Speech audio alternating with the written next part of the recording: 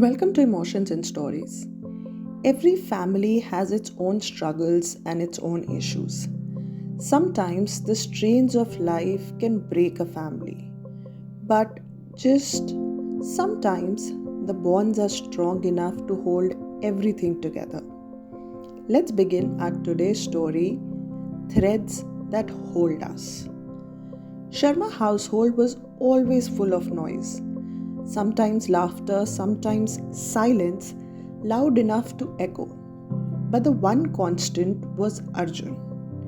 At 28, Arjun still needed help with most basic tasks eating, dressing, walking. Diagnosed with cerebral palsy at birth, he never spoke a word, but his eyes communicated more than most people could do in paragraphs. His presence had shaped every decision his parents ever made.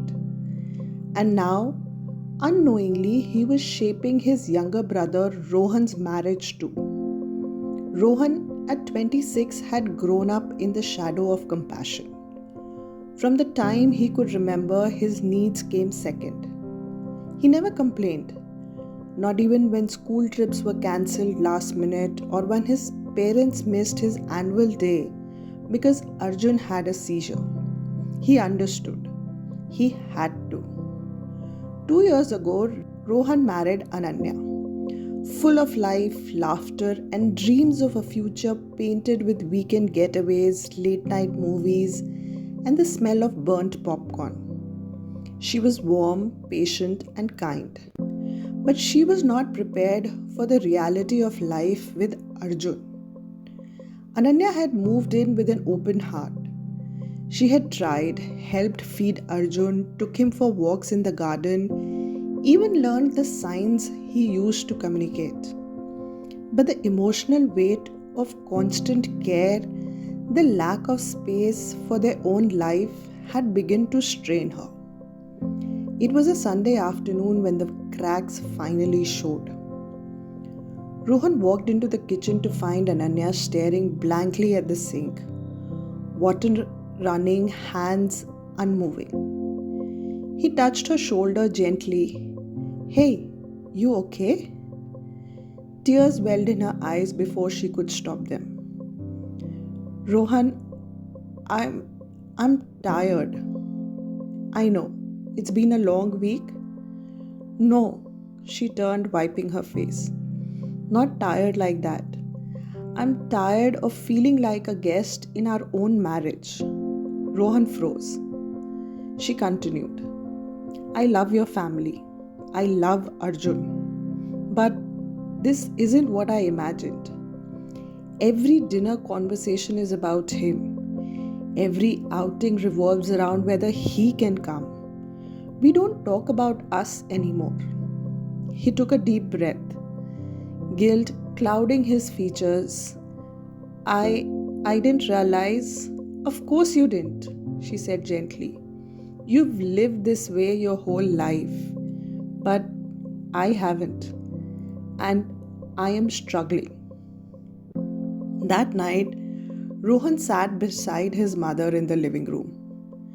Arjun asleep on the couch between them. "Ma, do you ever feel tired?" Sunita looked at her younger son, surprised. "All the time, beta. Why?" "I mean, tired of living for someone else? Tired of being needed constantly?" She gave him a sad smile. "When Arjun was born, I thought I would only have to give a few extra years of my life to him. Then I realized it would be a lifetime. I've grieved the son I thought I would have, and I've learned to love the one that I do." Rohan nodded, his heart heavy.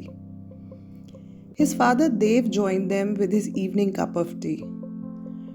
"We don't expect you to take over, Rohan. You and Ananya should live your life. We'll manage." But that wasn't true, and they all knew it. The late night emergencies, the constant watchfulness, the emotional labor, It was more than two aging parents could carry forever. Later that night, Rohan found Ananya in their bedroom, curled up with her journal. She sat beside her and whispered, "You're right. I've never known any other way. But you didn't sign up for this. And I don't want us to lose ourselves in the middle of all this." Ananya leaned on his shoulder, her voice cracking. "I feel so guilty for even feeling this way." "You're human," he said, holding her tightly. "And love doesn't mean not getting tired.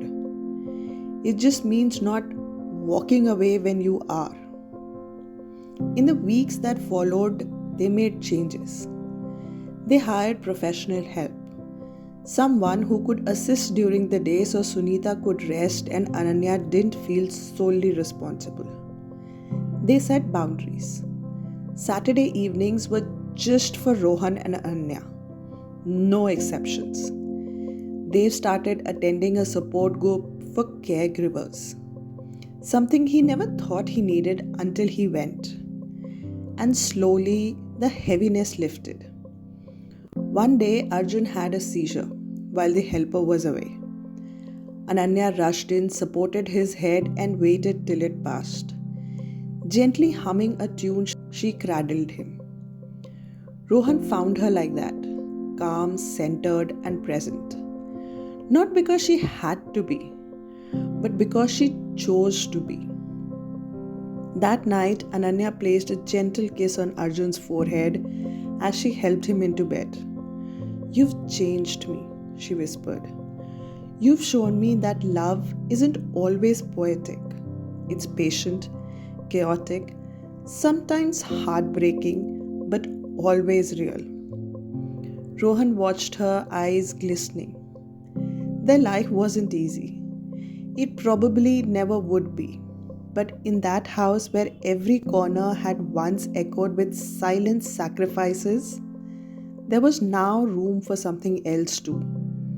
Understanding, laughter, and above all, a different kind of love. A love that made space. A love that stayed. I hope you enjoyed today's story. Do let us know in the comments what you think about it. Thank you.